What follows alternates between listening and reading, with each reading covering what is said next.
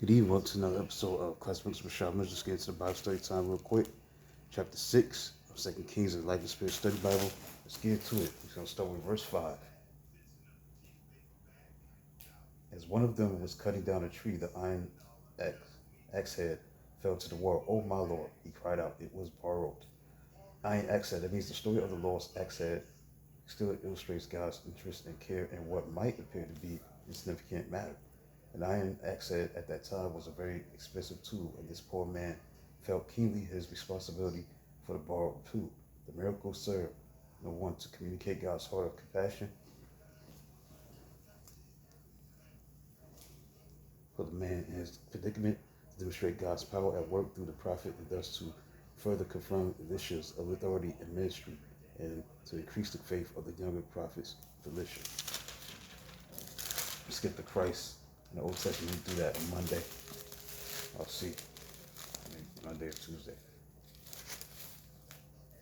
Verse 16, 17 reads, "Don't be afraid," the prophet answered. "Those who are with us are more than those who are with them." And Elisha prayed, "O Lord, open his eyes so he may see." Then the Lord opened the servant's eyes, and he looked and saw the hills full of horses and chariots of fire all around Elisha. More than those who are with them. That means that as an unseen spiritual realm exists, consisting of a host of ministering angels who are active in the lives of God's people, several principles may be derived from this event. Not only is God for his people, but also armies of his angels, sent by reign to defend believer in God's kingdom. All Bible-believing Christians should continually pray that God will deliver them from spiritual blindness and open the eyes of their hearts to see more clearly the spiritual reality of God's kingdom and its heavenly hosts. God's ministry spirits are not far away, but are very close, preserving the anxious and faithful God's children, working on their behalf.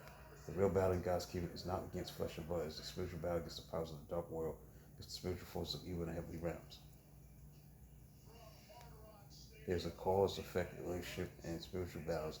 The outcome of spiritual battles is determined in part by the faith and prayers of the saints.